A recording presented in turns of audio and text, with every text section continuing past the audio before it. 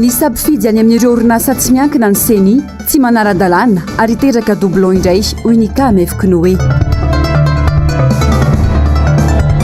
Mpanamboatra sy mpalome fitaovana ho an'ireo olona manana fahasembanana vitsy anisa tsy ampy fitaovana ihany koa.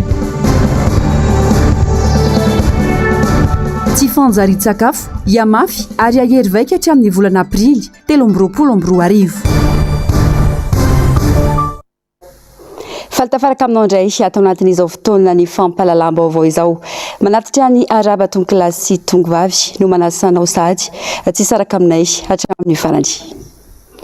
Pejy raharam-pirenena tsy manaraka ny lalàna ary ahina hiteraka doublon indray ny fifanarahana nataon'ny CENI tamin'ny vondrony orinasa tsy miankina eto Madagasikara mikasika ny fanisana mpifidy eny anivon'ny orinasa tsy miankina hoy ny firaisamonina KMF Knoe Androany distrika maro ihany koa no amin'izao volana novambra izao vao iroso amin'izay fanisana mpifidy izay ka ina tsy ho tomombana ny fividianana ho amin'ny taona 2024. Nanao ny fanadihadiana Zavandriamaefy eo amin'ny sariny Mathieu Prince. Eny amin'ny Biraopokotany sy eny amin'ny satokantrano ireriany no tokony hanaovandreo agent recenseur ny fanisana ny mpifidy.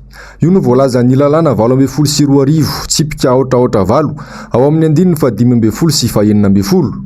Amizao anefa mikasa ny anisa mpifidy any amin'ireo toeram-piasan'ny orinasa tsy miankina eto Madagasikara ny vomera maliotena misahana ny fifidianana na ny CENI ary efa nisy ny fifanarahana teo amin'ny CENI sy ny vonon'ireo orinasa tsy miankina eto amintsika mahakasika izany. Fanapa-kevitra izay manitsaka tanteraka ny lalàna velona eto amin'ny firenena hoy ny KMF Knoe ary ina hiteraka doublon indray. Nisy le fifanarahana raha ny fahalalana aiza aloha tsy araka ny lalàna izany. Tsy araka ny roa andininy roa reo zany. Raha reo ngamba no vakitsika. So de hitan'ny CENI fa miadana kokoa ilay fanisana de iria ngamba no mety ampalakilaky azy. Azadiny fa misy souci-na doublon anatin'izany. Mety hiteny ny tompony andraikitra hoe tsy misy resaka doublon zany satria ny logicieltsika mazava. Azadiny fa ilay takelaka ampiasaina ny carnet de misy sosiny anankitelo. Ray an'ilay no isaina, ray ny any amin'ny CLRE, ray makany amin'ny SED. Azadiny fa tsika gasy misy sadisma kely zay. Na de nisainao tany amin'ny entreprise izy de tena aleo zao mba isaina koa aty mba hijereko azy hoe tena miperaka misy ane zany. Akoatra izay, afaritra sy distrika maro eto Madagasikara no izao volana novambra izao avao iroso amin'ny fanisana ny mpifidy raha nitatitra ny KMF Knoe hatrany. Nandroso sosikevitra ny anitarana io feim-potoana nomen'ny CENI anatanteraina ny fanisana ny mpifidy io araka izany ny KMF Knoe. Aleoleonay aza manolo-kevitra hoe maninona moa raha mangataka ny CENI amin'ny izay nanapa-kevitra mikasika an'ilay décret nanaovana ny refonte hoe hitarina ray volana. Amiko zany metimety koa satria ny lalàna tsy maintsy lalàna no manova azy. Fa ity décret ity de décret no manova azy. Hoe mba mangataka ray volana anaovana an'ilay fanitarana satria raha tena marina nge misy amintsika le 5 zao mbola tsy manomboka. District ray manontolo misy mbola tsy manomboka satria zay efa tonga ny kosa ny fitaovana fa vao mandeha ny formation ary raha ny fahalalana azy na le moyen hitondrana ny entana anaovana formation any amin'le commune tsy misy dia ilay SED no entre guillemets midemerde anao zay natanterahana an'izay. Izay lafin'izay zany mila micomprendre an'izay tsika. Zay nge mahatonga anay miteny hoe ny vahaolana nge tsotra eto Madagasikara tsy zavatra tsy azo fampiresahana. Pejy sosialy mandry andriranantsy ny malagasy manoloana ny afitsoky ny tsy fandriam-pahalemana mahazo vana eto amin'ny firenena amin'izao fotoana izao. Ny vahoaka mitaintan-davandaniny ny mpitondra kosa ankilany avarinina amin'ny mahay azy tsy mijery ny fahoriam-bahoaka. Fanadihadiana eo amin'ny rindran-tsary ny toky Ramarolahy. Very fanambola velona ny malagasy amin'izao fotoana izao. Tsy manan-kanterana intsony manoloana ny atim-piainana isan'andro. Miamafy ny fahoriana mianjady amin'ny rehetra, ny asa tsy misy, zara raha mahita rapaka isan'andro, ny vidim-piainana miakatra, tsy lazainy intsony tsy fandriam-pahalemana izay mampiteny moana, tsy misy andro iray izay tsy nahenoana fanafiana amin'ny tampiadiana, izay tsy vitany mandroba ny fananana fa mbola mandatsakaina ihany koa. Tranga voatsela akory izay tao anatin'ny 2 andro, mpanao cash point voaroba sady maty. Mangony fotsiny ny asandalo, ny fakanankeriny, ny alabotry, sy ndomahery miaro fanendana isaky ny elakelan-trano rehetrany. Matoa misy ny sécurité noana ny olona za tsy miteny hoe justifie le izy tsy voamarina mihitsy ny fangalarana sy ny famonoan'olona fa nendana no natoy ahoana ary kanefa tsy azo dia tsy hita hoe misy fifandraisana izany zavatra rehetra izany dia ny azoko lazaina angamba hoe raha misy ihany ireny finiavana any amin'ireo izay mpitondra fanjakana ankehitriny entina hanasoany vahoaka dia jerevo aloha io resaka sakafo io PPN io dia manaraka ho azy amin'izay avy eo ny fandriampahalemana ary ao anatin'izay rehefa metraka tetikady ihany mahakasika ny fandriampahalemana dia le tena eny fotony dia olona madinika izay lazaina fa madinika mihitsy aloha no izao ny arovana azy. Tsy eto Antananarivo ihany fa saika manerana faritra mihitsy no ahitana ity trangana tsy fandriampahalemana ity. Manana mpitandro filaminana maro afaka niaro sy ho tandrokarony vozona ny malagasy kanefa toa lasa fanana ny fitondram-panjakana fotsiny izy ireo tsy vitan'izany fa mbola mivangongo eto Antananarivo ihany koa. Loatra mangory iny be dia be no milefa rehefa miakatra ny asan-dalo dia milefa any tsy afaka mampidibola ny olona ny voangona tafian'ny dalo dia tsisy azo raisina fa dia asio lanja n'ilay vahoaka majinika satria ny raha mijeritsika saika mivangongo eto Antananarivo ny mpitandro filaminana be dia be izay hita fa miaro fitondrana fotsiny fa tsy tena mipaka hoe miaro an'izay vahoaka hoentiny izay.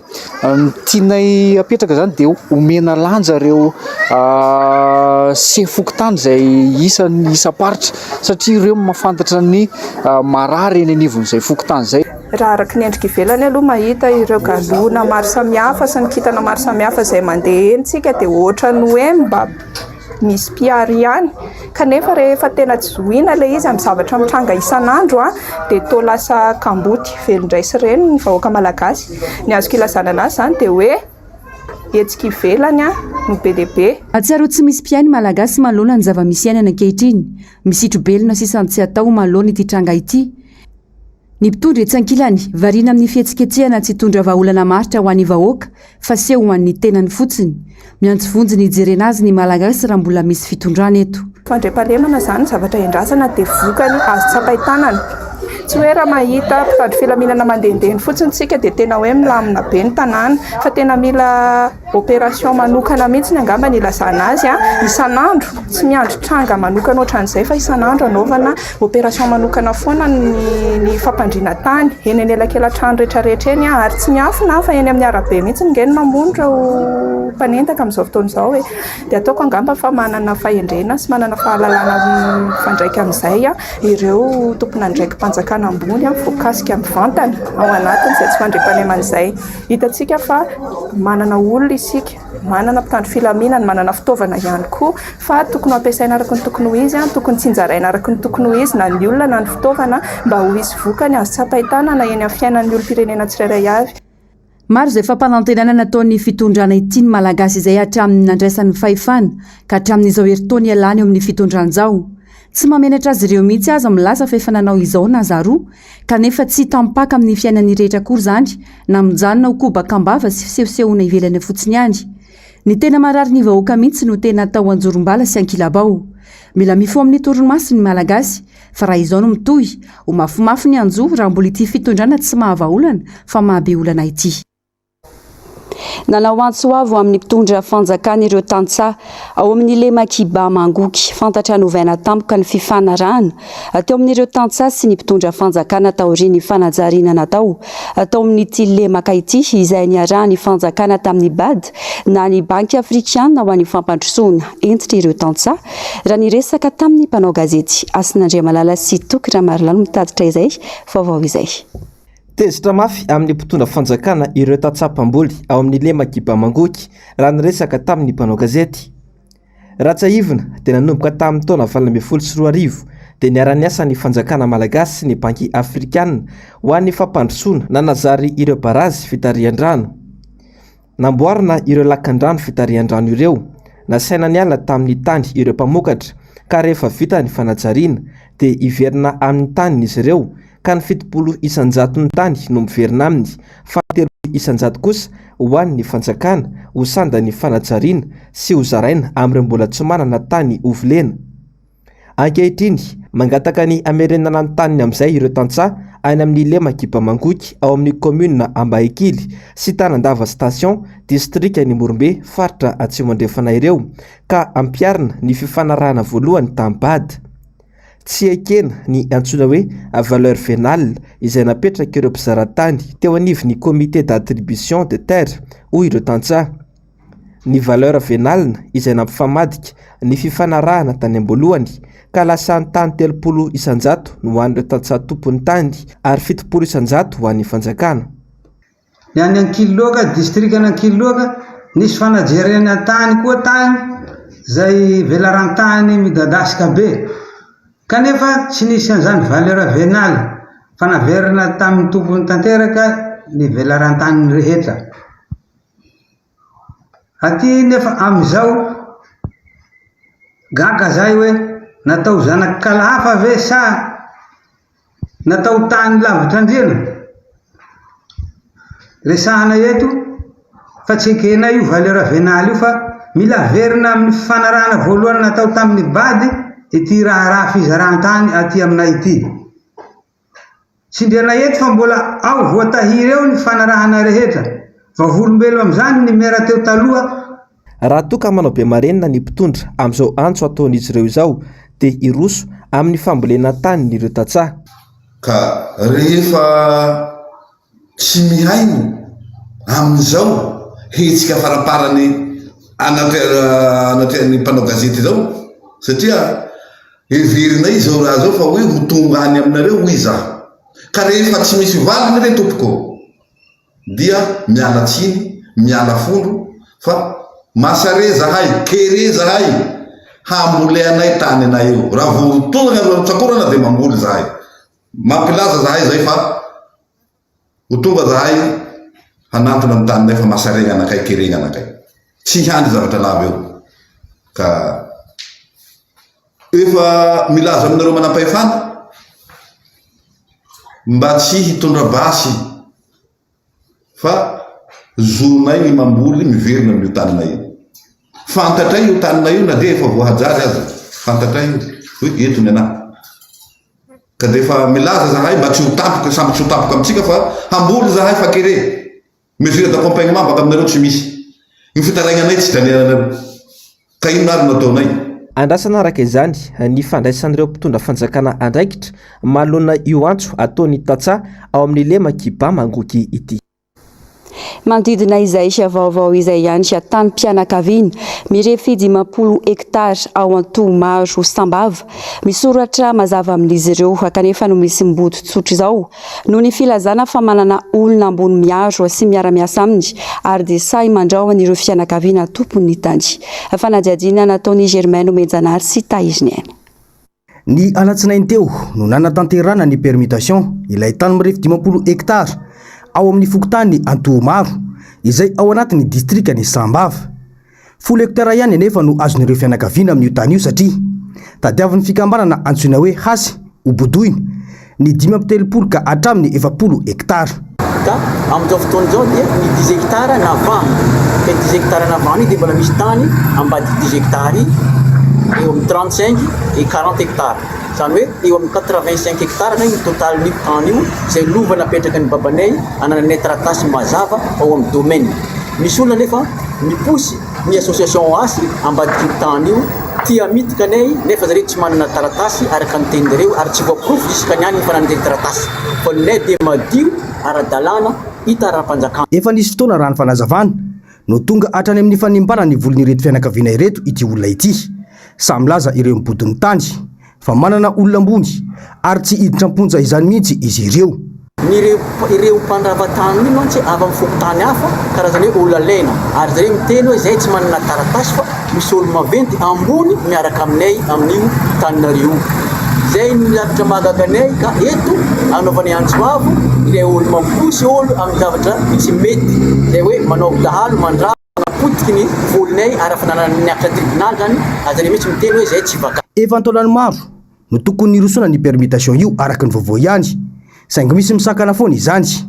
Tany mpianakaviana misoratra mazava tsara amin'izy ireo anefa io tany mirefy 70 hektara izay bodoiny ilay fikambanana io. Ijanona amin'ny faritra ihany isika atao anatin'ity fanadihadiana manaraka ity. Velotarainy ireo mponina ny Vondrozo amin'izao fotoana izao. Raha tsy tena ratsy ny lalana, tsy nisy fanamboarana intsony.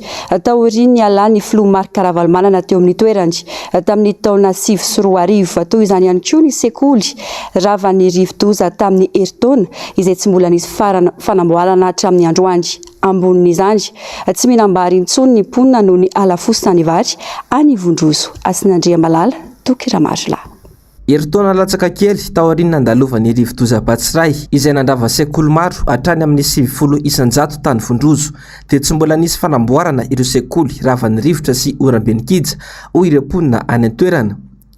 Toy izany ihany koa ny lalana ratsy dia ratsy vao niala teo amin'ny fitondrana ny filoha Marc Ravalomanana tamin'ny taona 2004.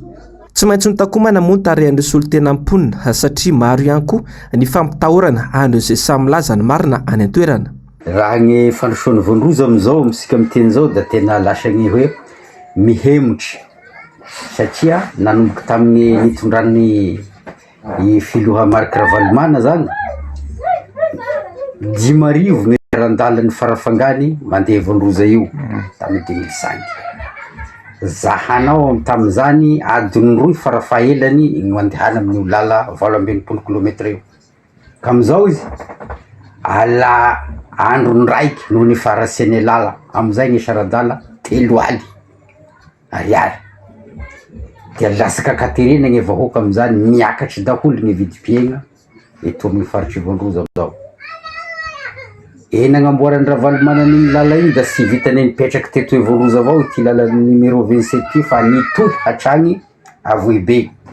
Amin'izay afaky nifandray eto aby ny Avohibe ihosy iny tamin'ny 2004, 2005, 2006, 2007 rehefa niala tamin'ny fitondrana izy zany sa tamin'ny 2009 da agnatin'ny fasahiragna zany ny vahoaka ny safatry ny Vondrozo aty da mitady anazy ha io zao sa mba hiverenana ame toerany koa hamozanay amin'ny lafiny rehetra indrindra fa amin'ny lafiny sekoly rebaky 70 lela klasy atao agnatin'ny Vondrozo tamin'ny siklony hatram'izao ndre raiky mbola tsy nisy nasary mbola tsy nisy namboary hatram'izao isika miteny zao ndre misy ny fitaova zaray ankehitriny toa ame lakilasy tsy misy maharaky 3 ao agnatin'ny sekoly 3 ao agnatin'ny zapy ngome kity gora nefa zava-misy atoa sekoly agnatin'ny ty sisiko ny Vondrozo aty agny amin'ny 500 mahery sisiko atoa zapy atoa 20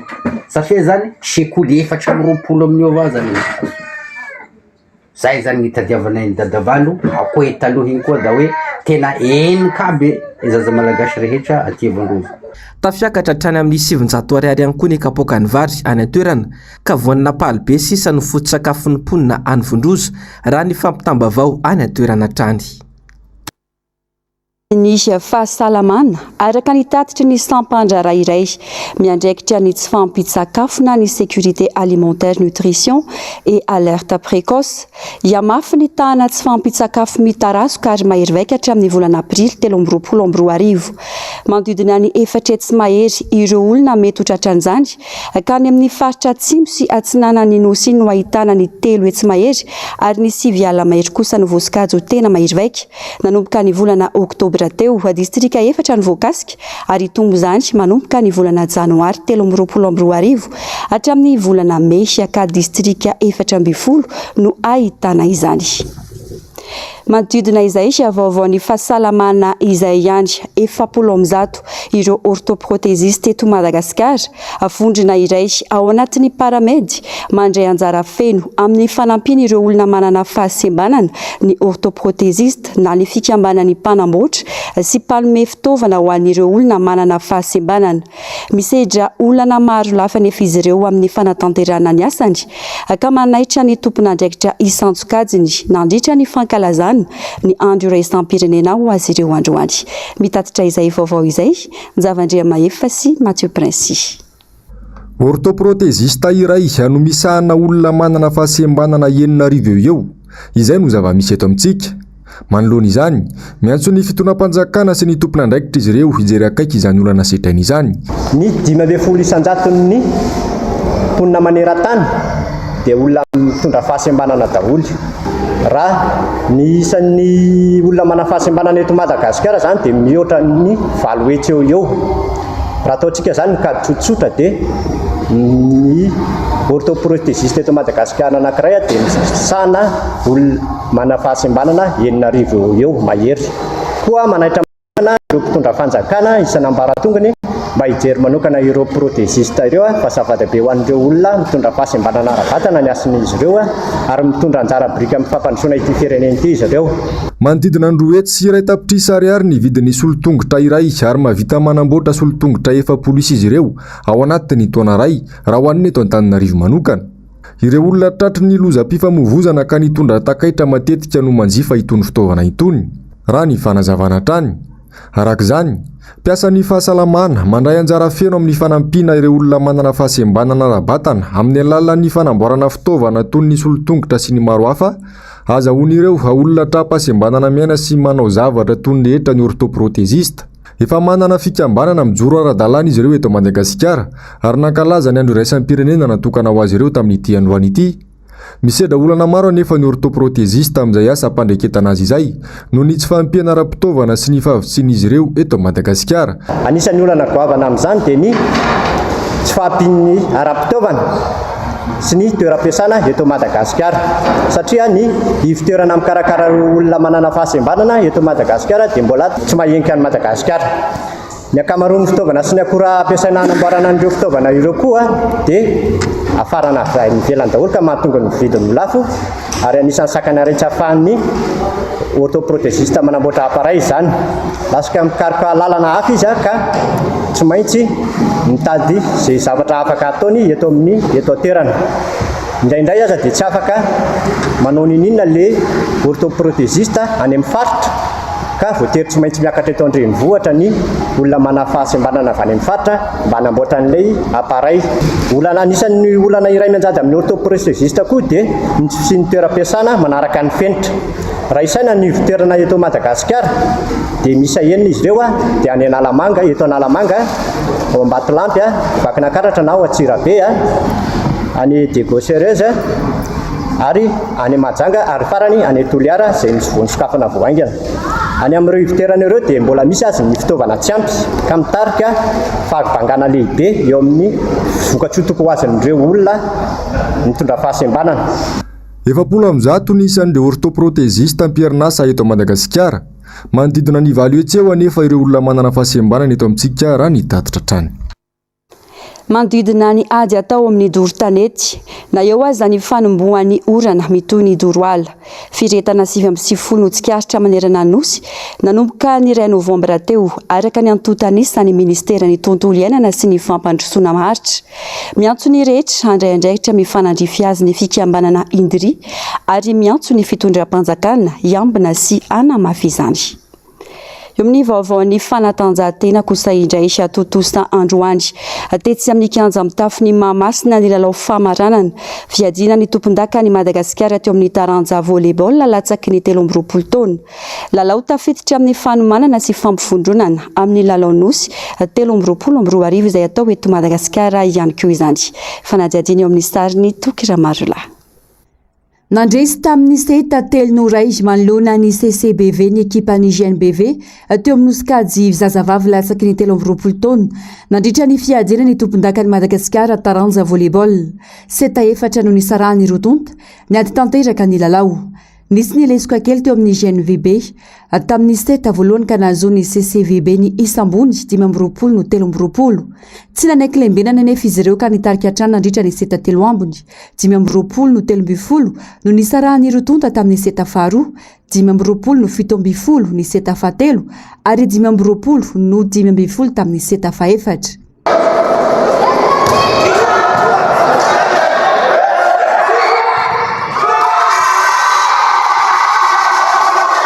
Tafitra indrindra amin'ny fiomanana sy fijerena sady ireo andrafitra ny ekipa ampirenena malagasy eo amin'ity taranja ity ihany koa izao lalao izao. Tsikatra tato anatin'izany hoy ny tompon'andraikitra fa miakatra hatrany ny lenta ny mpikatroka na izany fahaiza-manao na ny ara-batana. Tena tia volley gasy betsaka ny tanora lava manambatana. Tena tia an'ilay volley matoa tonga amin'izao championnat coupe izao betsaka ny mpilalao manambatana matanjaka fa afaka nanao discipline mafy izy fa matoa izy nakaty amin'ny volley dia tena tiany le volley. Taloha zany mbola somary takona ihany ny volleyball malagasy any amin'ny sehatra iraisam-pirenena. Ny antony dia namiratra foana angamba teo aloha dia ny politique de relève nisy fotoana ohatrany tsy dia nisy. Ny ataoko hoe ny fampivondronana zany mandeha tsara amin'izao fa ity Coupe de Madagascar ity zany anisan'ny manao tanjona famolona volana ny ankizy aloha voalohany indrindra ary manao tanjona amin'ny Jeux des Îles 2023 io. Ataoko hoe aloha loatra raha izao dia fiteny hoe efa fantatra ny andrafitra ny ekipa pirenena, mbola mamolona vola aloha zay izao dia rehefa tonga ny fotoana fantatra eo ihany. Na eo aza nefa izany ataka ireo tarazam-panatanjahantena samihafa misedra olana izy ireo. Hatreto aloha mbola tsy manana kianja manokana ho azy ny volleyball raha gymnase no resahana fa ny terrain extérieur be dia be fa mbola tsy azo ilalaovana zany raha tsy teny afa-tsy ny eto amin'ny kianja Barea izay misy terrain tsara dia tsara tokoa azo ilalaovana fa hatreto aloha zany mbola tsy afaka nisitraka amin'izany izay tsy mbola afaka nilalao. Lalaon'ny fanandrinan'ny CVBF tsy Motsinanana sy ny Azia Analamanga no namarana ny lalao ny tolakandro teo ka nivoaka mpandresy tamin'izany ry zareo Azia Analamanga tamin'ny 7-3 no ray. Eo amin'ny maresaka iraisam-pirenena na vao isasaka ny fotoam-piasan'ny filoham-pirenena Amerikana Joe Biden efa misy sady ny kandida manangasanga ao amin'ny fifidianana amin'ny taona 2024. Anisan'izany ny filoha teo aloha Donald Trump. Ravorazafy Mahena sy Taizilena. Nampanantena ny vahoaka Amerikana ny filoha teo aloha Donald Trump fa mety rotsaka ho kandida filoham-pirenena indray ny taona 2024. Efatrandro mialoha ny fisasahan'ny fotoam-piasan'ny filoha Joe Biden no nanao fanambarany Donald Trump ary nanamafy fa horesiny amin'ny sambato mavesatra ireo demokraty manoloana ny vahoaka marobe atao amin'ny fanjakany Iowa ny alakamisy teo. Alaitsika indray ny kongresy ho izy ary tsy maintsy eo ampelantanantsika ny antenimera ka amin'ny taona 2024 miaraka amin'ny Maison Blanche izany. Tsy mbola manaiky ny faharesen'ny taona 2024 Donald Trump mandraka ankehitriny ary manamafy fa mbola matanjaka ny antoko des républicains tariny. Ho fiomanana sady ho amin'ny fifidianana ho avy dia nampitombonisa ireo mpiara-miasa aminy ary nomafisy ny fitsidihan-toerana sy ny fanohanana fikambanana maro. Tsy mbola fanambarana ofisialy akory no nataony fahavinavina. Na izany aza andrasana amin'io herinandro ambony io ny tena fanapahan-kevitra ity filoham-pirenena Amerikana teo aloha ity. Ankoatran'ny Joe Biden, mety ho kandida mpifanandrina amin'ny ihany koa ny gouverneur ny Floride Ron DeSantis. Tapitra ny fampalalam-baovao tomboky lahy sy tomboky vavy. Mankasitraka fenonao nanaraka izany hatramin'ny farany fandarana ahoana marina Global News toy ny mahazatra no arahinao vetrany. Aorian'izao fampalalam-baovao izao le flic de Los Angeles no oronan-tsary ho arahinao eto amin'ny NBS ny Sabotsy. Rampitso alady kosa dia ny oronan-tsary mitondra ny lohateny hoe La Bonne Maison. Ny tenako mametraka ny veloma mandrapitafa ary miraranao anaraka ny herinandro samary miraranao ny herinandro sambatra veloma tompoko.